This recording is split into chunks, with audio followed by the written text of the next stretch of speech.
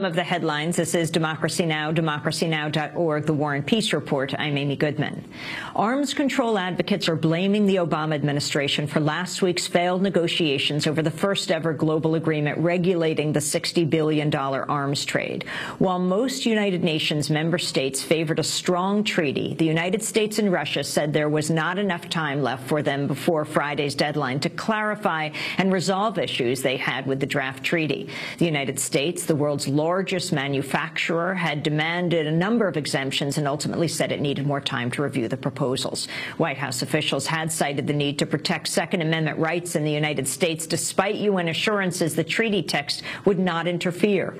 Amnesty International USA said the U.S. had shown stunning cowardice, adding, quote, "It's a staggering abdication of leadership by the world's largest exporter of conventional weapons to pull the plug on the talks just as they were nearing an historic breakthrough." As the talks collapsed at the United Nations, a top State Department official openly bragged that U.S. government efforts have helped boost foreign military sales to record levels this year. Speaking to a group of military reporters, Andrew Shapiro, the Assistant Secretary of State for Political Military Affairs, said, quote, "We've really upped our game in terms of advocating on behalf of U.S. companies. I've got the frequent flyer miles to prove it." According to Shapiro, U.S. arms sales have already topped $50 billion in 2012, putting the U.S. on pace to increase its total for the year by 70%. Well, for more, we're joined by Bill Hartung, author of Prophets of War, Lockheed Martin, and the Making of the Military-Industrial Complex. We welcome you to Democracy Now! Bill, explain what happened, how the treaty negotiations took place, and what happened at the very end last week. Well, one of the toughest things is that they were trying to get consensus. So a number of smaller countries raised procedural issues. All those had seemed to be resolved within a day of the end of the negotiations. Activists thought the treaty was going to happen. Not perfect, but certainly would make it harder to sell to human rights abusers, throw guns into war zones. The United States then suddenly pulled back and said, well, we don't think the treaty is, really ready. Let's sort of start from scratch. Essentially, that was the last straw. Other countries like Russia had put up obstructions, but once the U.S. pulled out, it was the last nail in the coffin. Well, explain exactly what was the U.S. involvement all along, and why is the U.S. so important to the ATT, the Arms Trade Treaty? Well, the U.S. is the biggest arms exporter in the world, and in some other areas has been political leader. Here, the Obama administration was pulling back. They weren't really sort of, using any political muscle to support this. They were sort of reluctant participants. But I don't think it was expected that they were going to go so far as to actually torpedo the treaty. They had not supported key elements like regulating ammunition, which was sort of central to stopping the killing. Talk about the players who were at the United Nations, the forces lobbying against the ATT, the Arms Trade Treaty. Talk about the power of the NRA. Well, the NRA has taken an interest in the global arms trade going back about 2 decades. And their theory, which has been discredited, is if you regulate guns anywhere, then they're going to be regulated everywhere. Also, they're opposed to treaties of any form. So basically, they love guns, they hate treaties. And this was a chance for them to exert influence both within the UN and also against the Obama administration to keep it from really taking a stronger stand. Well, Wayne LaPierre was at the United Nations, the spokesperson for the head of the National Rifle Association. Yes, he was there. He gave a speech where basically he said the treaty was an offense to any American who breathed free air. So, they were way over the top, especially given that the treaty was designed to let countries regulate arms within their own borders, really dealt only with cross-border transfer. So they really, not only were they an obstacle, but they were completely off base in their characterization of the treaty. Last month, Larry Pratt, Executive Director of Gun Owners of America, spoke to Fox News about his concerns about the UN Arms Treaty. would completely work against what the Second Amendment is intended to do, but it doesn't seem that the Constitution is much of an obstacle or a problem for this administration. But nevertheless, shall not be infringed is something that a treaty can't trump. The very language in the Constitution dealing with treaty making says that treaties have to be made under the authority of the United States. And if we, the people, haven't given authority for gun control to the United States, to the federal government, then its hands are tied. That's Larry Pratt, Executive Director of the Gun Owners of America. Bill Hartung, your response. Well, there's two problems with that. One, obviously, if you agree to a treaty, it's ratified by the Senate, the people have spoken. That's why you elect representatives. Second of all, as I mentioned, the treaty had nothing to do with domestic gun control. So it's essentially kind of a paranoid fantasy of the NRA translated into their political force around the country. Bill, the torpedoing of the Arms Trade Treaty, the ATT, took place exactly a week after the Aurora massacre in Colorado, with 12 people killed and many injured. Talk about the links between what's happening in the United States. Very quickly, President Obama came out and said we don't need new laws around gun control, affirming the Second Amendment. And the Republican candidate, Mitt Romney, also shares the same view on that. And then you have this global treaty at the United Nations within days torpedoed. Well, I think it sends an awful signal to the world. Not only are we not willing to keep arms from killing people overseas, but also our government is not willing to take strong action to prevent the kind of massacre that happened in Aurora within our own borders. And the NRA bridges that gap because they tried to kill the arms treaty. They've tried to prevent any gun regulation in the United States, even though their own membership in some cases supports stronger measures than their leadership does. So to some degree, it's not really the kind of grassroots movement that's presented. There's the leadership out ahead, sort of on the right wing of it. Also, they're heavily funded by the gun manufacturers. So it's really a special interest group masquerading as some sort of mass movement. Well, explain that. What do you mean? Well, the leadership is out in front of the membership in terms of harsh opposition to any gun control, even things like a waiting period, registration of guns, making sure you can't walk into a gun show as a criminal and buy a gun easily, which is what happened in the Columbine case. Controls on assault rifles are the kind that was used in Aurora. All those things are being blocked by the NRA leadership, and companies like Smith & Wesson that made the gun that was used in Aurora, the military-style assault weapon, have given over $1 million to the NRA. Some gun shops say, round up your purchase, and we'll give the difference to the NRA, called the Roundup program. That's put millions in their coffers. So, the NRA would prefer not to have that known, but places like the Violence Policy Center have exposed it in some detail.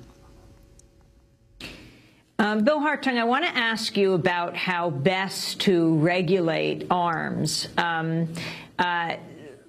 Let me ask you for a moment about what happened in Illinois. Very interesting news. The Illinois governor, Pat Quinn, has unveiled a proposal to ban assault weapons in Illinois. On Tuesday, he used his amendatory veto power to propose banning the manufacture and sale of assault weapons and attachments. Quinn's the first U.S. governor to formally put forward an assault weapons ban since the shooting massacre in Aurora, Colorado last month. We should show the nation that when something really bad happens, as happened in Aurora, Colorado, a horrific massacre, that we don't stand idly by. We take action to deal with the source of that problem, and I think we have done that today. That's Illinois Governor Pat Quinn. Bill Hartung, was this a surprise? How significant is this? Could this lead other governors to do the same? Well, we haven't seen that kind of courage by other elected officials, and I'm hoping that it gets the ball rolling, that it'll be emulated in other states. as I indicated, to some degree, the NRA is a paper tiger. What I mean by that is they don't have full support of their own membership. 80% of the public supports sensible gun controls. So really, they've kind of puffed up their political force beyond what it really is. And they've sort of harped on the fact that they're important in key states like Pennsylvania, swing states like Ohio and Virginia, North Carolina. But even there, I think if you had people explaining, governors, for example, the impact of these things, I don't think you would have the majority of people, even in the NRA, supporting easy access by criminals to military-style assault rifles. On the issue of best regulating arms, I want to go first to one of the activists who set up a mock cemetery outside the UN Wednesday to urge negotiators to pass a strong arms trade treaty. David Grimison has been active in calling for stringent arms regulations ever since his 2-year-old Alistair was shot and killed during a family visit to Turkey 9 years ago. A treaty that doesn't include all conventional weapons and all ammunition to me, will just be pointless. At the moment, you've got kind of unscrupulous governments that are willing to sell arms to any nation, not really caring about how they're going to be used. If we don't get a strong treaty, then that will continue, and the numbers we're seeing with 2,000 people a day are dying, that will continue unless we get a strong treaty. Bill Hartung, your response. Well, I think he's absolutely right. I mean, countries like Russia arming Syria, China arming Sudan, the United States doesn't have clean hands here, selling to places like Bahrain that have crushed democracy movements, countries like Saudi Arabia, which are not only undemocratic themselves, but have supported the crushing of democracy in Bahrain, sent troops there. Yet we've got the biggest weapons deal in history with the Saudis, $60 billion, which there's nothing to compare to that in history. So there's this signal by the United States, we're going to still arm dictatorships, even in the midst of the Arab Spring. We're not going to get up front about regulating some of these sales. We're going to try to delay it. So I think it sends an awful message to the world, and it doesn't represent the views of the American public. Let me turn to President Eisenhower. In fact, the part of the name of your book comes from that famous address that President Eisenhower gave. President Dwight D. Eisenhower's famous farewell speech to the nation. It was January 17th, 1961. My fellow Americans, this evening I come to you with a message of leave-taking and farewell, and to share a few final thoughts with you, my countrymen. We have been compelled to create a permanent armaments industry of vast proportions. 3.5 million men and women are directly engaged in the defense establishment. The total influence, economic, political, even spiritual, is felt in every city, every state house, every office of the federal government. We recognize the imperative need for this development, yet we must not fail to comprehend its grave implications. In the councils of government, we must guard against the acquisition of unwarranted influence, whether sought or unsought, by the military-industrial complex. The potential for the disastrous rise of misplaced power exists and will persist. That was President Eisenhower's farewell address, January 17, 1961, an excerpt from the documentary Why We Fight. More than 50 years after that speech, many argue the military-industrial complex is stronger than ever. Bill Hartung. Well, I think it certainly is stronger than ever. You know, a company like Lockheed Martin by itself gets $36 billion a year from the Pentagon. Essentially, people are paying a Lockheed Martin tax of $300 a year or more. It's the biggest entity that's getting money from the federal government. It's also involved not only in arms exports, building nuclear weapons, building fighter planes, building combat ships, but it's also one of the key players in trying to roll back regulations on arms exports and to try to keep the Obama administration from reducing Pentagon spending. So it's working on all fronts, to change our policy in a more militarized direction. And as I said, that runs counter to what the average American thinks. Even in states that depend on military spending, recent polls show that they're willing to cut military spending to a greater degree than the so-called sequester, the automatic cuts that would come if Congress doesn't get a budget deal together to reduce the deficit. So, in the same sense that Eisenhower talked about, that the military-industrial complex subverts democracy, we're seeing that very same thing today. Earlier this year, Bill, one of the world's most notorious arms smugglers was sentenced to 25 years in prison by a New York federal court judge, not for smuggling, but for conspiracy and terrorism charges. Victor Bout is known as the Merchant of Death for running what the United Nations and U.S. officials say was an international arms trafficking network. In April, during a pre-sentencing telephone interview with Voice of Russia, Bout maintained his innocence, saying all arms suppliers in the U.S. would be in prison, too, if the same standards were applied across the board. Well, I'm innocent. I don't commit any crime. There is no crime to sit and talk. If you're going to apply the same, standards to me, then you're going to, jail all those arms dealers in America who are selling their arms and ending up killing Americans. They are involved even more than me. That was Victor Bout. Bill Hartung, your response. If you can respond to what Victor Bout is saying, respond to the power of the U.S. military contractors, and also talk about whether the ATT, the Arms Trade Treaty, is totally dead. Well, I think starting with the treaty, there's a move by the groups that supported it to take it to the General Assembly of the United Nations. There they need a majority, not a full consensus of every country in the world. I think that's a hard thing to do, but certainly worth as much energy as possible. I don't think it's impossible to do that. In terms of Bout's statement, perhaps the United States is not quite on the level he was. He was arming, Sierra Leone, he was arming Angola, some of his arms went to the Taliban, but the United States had links to Bout. His companies were being hired to ferry weapons into Iraq. Many dealers like Bout have passed associations with the CIA, with intelligence agencies around the world, helping them carry out deals like Iran-Contra. So, as I said, the United States doesn't have clean hands in this. And without an arms trade treaty, somebody like Bout can go around the world, hide behind different laws in different countries, deal with kind of the patchwork regulations we have now, which is why it took so long to get him into jail. And as you said, they didn't even get him on arms trafficking, but rather on a lesser, different charge. So that's why I think, torpedoing the Arms Trade Treaty is really unconscionable, because it makes it possible for the Victor Bouts of the world to continue to operate relatively unimpeded.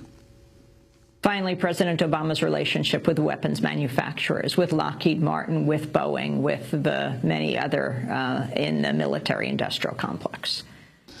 Well, he's not at the level of the Bush administration, which really had many, many Lockheed Martin people in the administration. But they've had people, for example, lobbyists from Raytheon, top-level jobs in the Pentagon. They've had advisors in the White House, on the board of Boeing.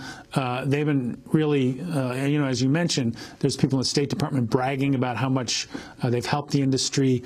And not only Obama, but the Congress, which gets millions of dollars from the industry, has people working there who used to work for companies like Lockheed Martin and Northrop Grumman at the top levels of the Armed Services Committee in the two houses. So that's exactly what Eisenhower was talking about, the revolving door from industry into government, the money flowing to government to help destroy arms export regulations, funding of right-wing think tanks like the Heritage Foundation that help block things like the Arms Trade Treaty and reductions in military spending, cuts in the Star Wars program. So unfortunately, without more public pressure, which I think is necessary and possible, the military-industrial complex is going to roll over, many of the things that most people in this country think our government should be doing in this area. Bill Hartung, I want to thank you for being with us, Director of the Arms and Security Project of the Center for International Policy. Bill Hartung is author of Prophets of War, Lockheed Martin and the Making of the Military-Industrial Complex. This is Democracy Now! Back in a minute.